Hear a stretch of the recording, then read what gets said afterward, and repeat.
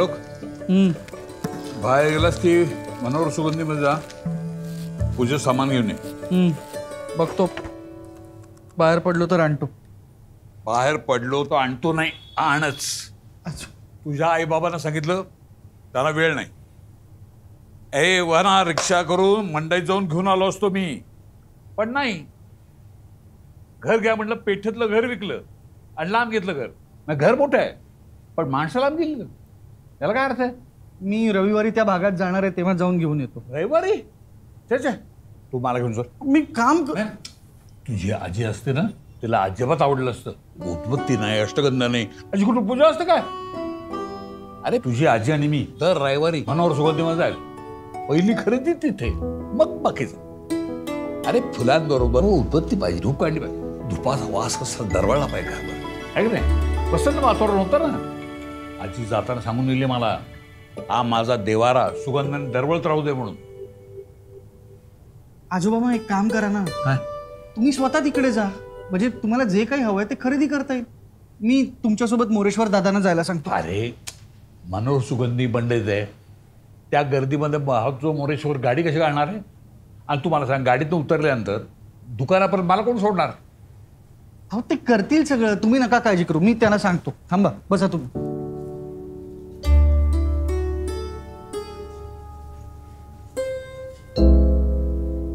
दादा, 11 मारुती कोपरा, शुक्रवार पेठेत जायचंय गाडी घेऊन. आणि बाजीराव रोडने गेलात ना तर समोर राणा प्रताप बाग आहे, तिथून राईट टर्न घ्यायचा. हा ठीक आहे.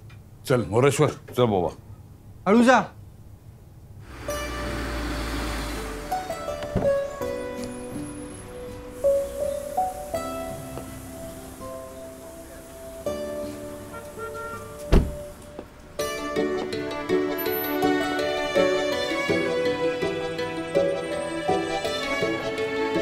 आजोबा सांभाळून.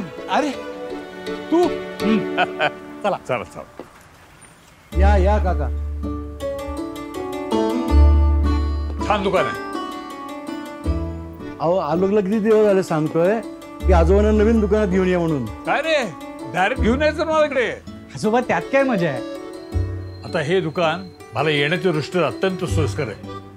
आणि मंडई मेट्रो स्टेशन पासून फक्त 5 मिनिटांच्या अंतरावर, एकदम बेस्ट.